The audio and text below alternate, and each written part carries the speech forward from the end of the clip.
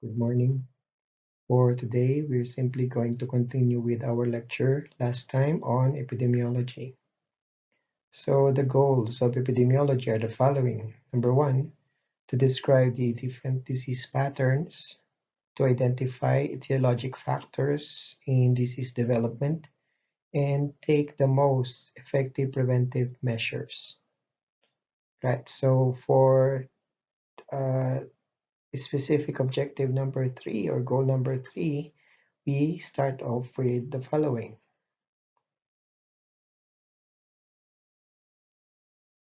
There are three levels of preventions or interventions. So we describe them as primary, secondary, and tertiary. Primary prevention relies on epidemiological information to indicate those behaviors that are protective and or those that will not contribute to an increase in disease and those that are associated with increased risks. There are two examples of primary prevention. We term them as health promotion and specific protection. If it is general in nature and is designed to foster healthful lifestyle and safe environment, it's called health promotion. And if it is a specific protection, those are actions that are aimed to reduce specific risk for diseases. So I want you to think of different health promotion activities and specific actions that can be used for the reduction of diseases, especially during the current pandemic. When the disease is already there, then we usually term the prevention as secondary. They are measures that are designed to detect diseases at its earliest stage. Okay, and this includes screening, for example, screening for HIV, screening for drugs, legal drug use, screening for many different diseases. Okay, and physical examinations that are aimed at early diagnosis. Those are also included under secondary prevention. Interventions that provide early treatment and cure also fall under this category. So here are some examples of activities that we can consider as uh, secondary prevention.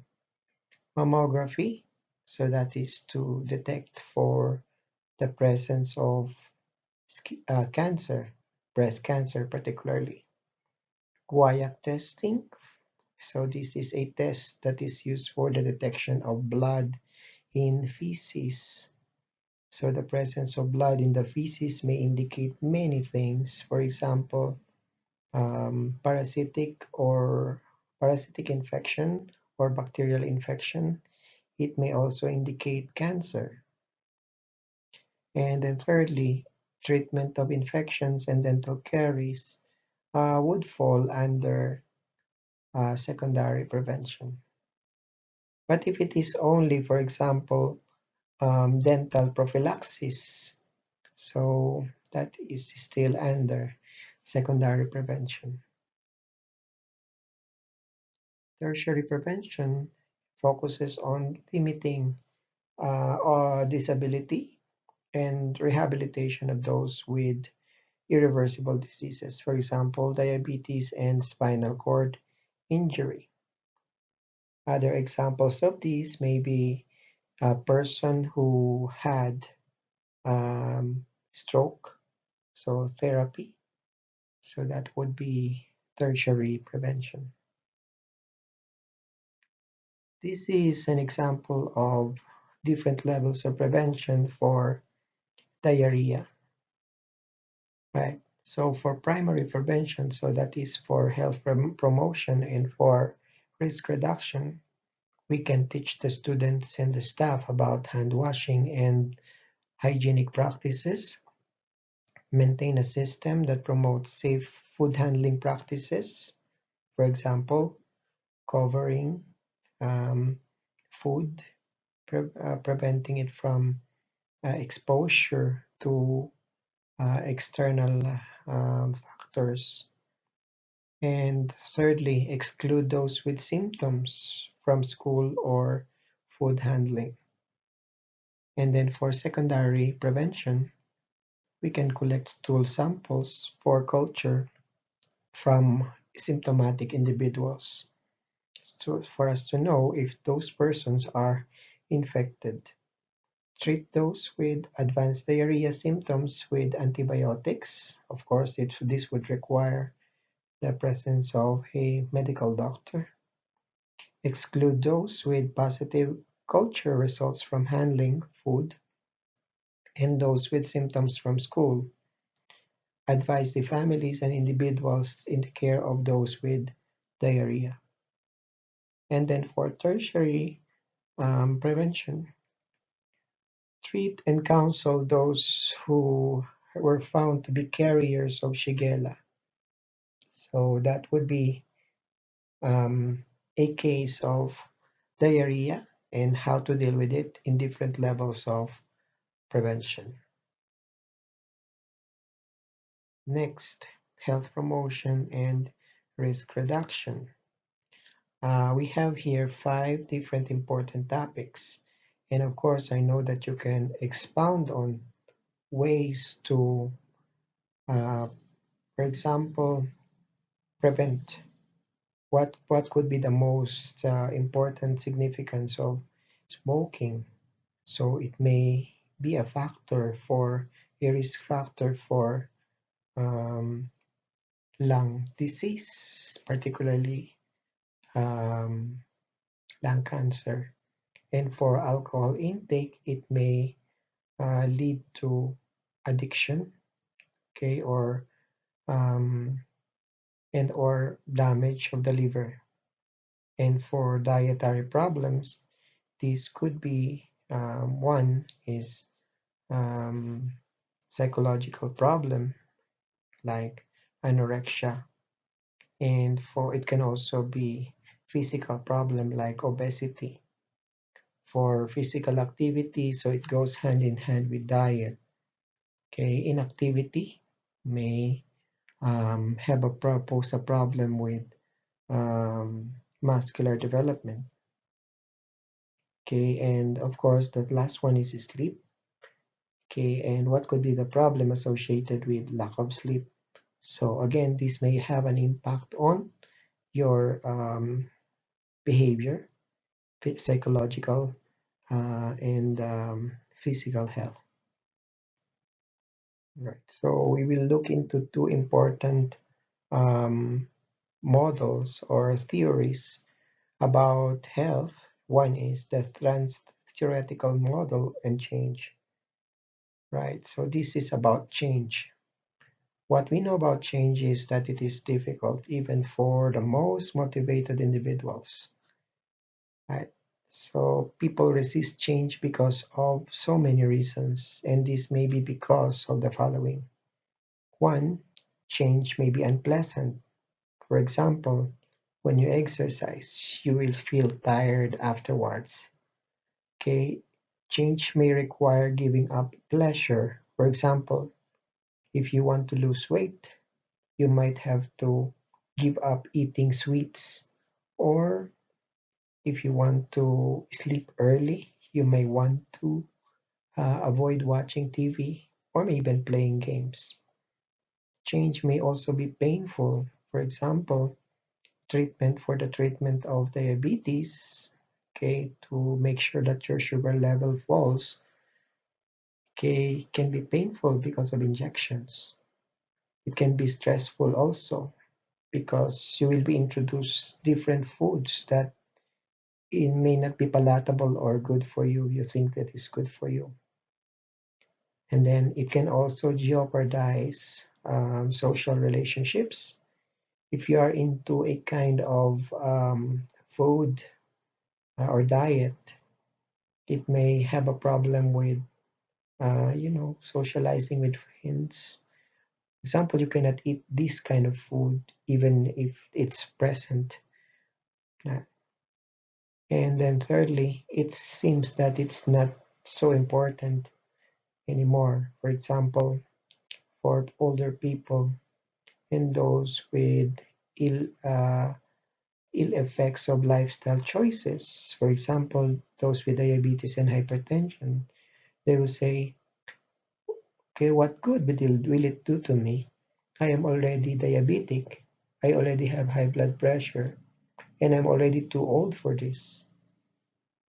Okay, and finally, it requires change in self-image. For example, you used to be a couch potato, so that means a person who is not really into sports, and then suddenly you will become an athlete, a person who is, very active, right? So change has several stages: pre-contemplation, contemplation, preparation, action, and maintenance. Right, so pre-contemplation is the time when the individual had actually no intention to take action towards behavior change in the next 6 months. Okay, so maybe in this phase, because of lack of information about the consequences of the behavior or failure of previous attempts on change. And then contemplation, so that means you are now thinking. So this at this point, the individual has some intention to take action towards behavior change in the next 6 months. And at this point, the person is weighing the pros and the cons to change, the advantages and the disadvantages of undergoing change. And then the next step is preparation. The individual intends to take action within the next month. So this is now very near, and he has already taken steps towards behavior change. He has a plan of action. And then the next step is action. This is when the individual has changed overt behavior. So overt, that means something that is observable. That's something that you can see for less than 6 months and has changed behavior sufficiently to reduce the risk of disease. And then, of course, the last step is maintenance. So the individual has changed overt behavior for more than 6 months and strives to prevent relapse. This phase may last for months to years. Okay. The decision balance will be based on two things, as I've told you, the advantages and the disadvantages. So the pros and the cons of change, the benefits and the cost of behavior change. So the person has to weigh between these two things. Another concept or another model is the health belief model, which we have talked about during the first lecture. Right, so there are some things that we have to understand in that model. For example, perceived susceptibility. This is one's belief regarding the chance of getting a given condition. Perceived severity. One's belief regarding the seriousness of a given condition. Perceived benefits. So this is the belief in the ability of an advised action to reduce the health risk or seriousness of a given condition.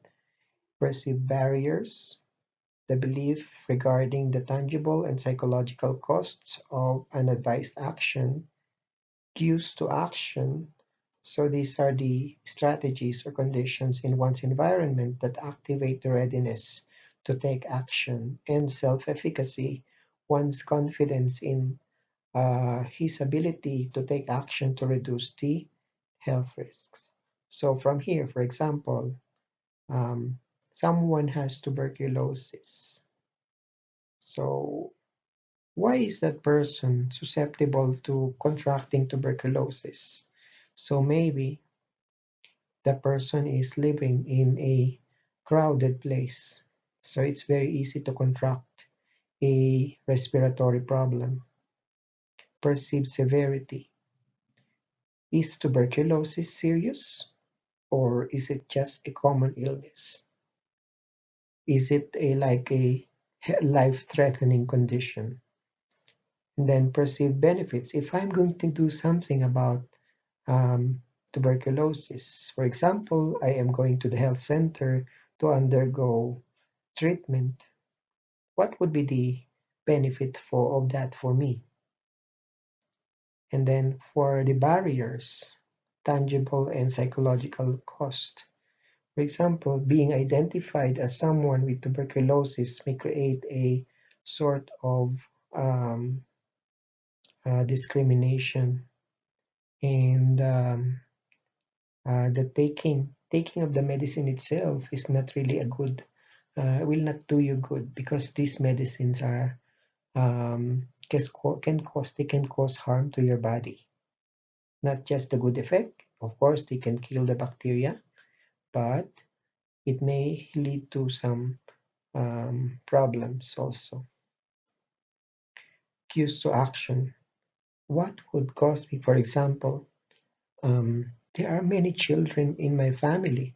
I don't want them to contract tuberculosis. Yeah, so that could be a cue to action.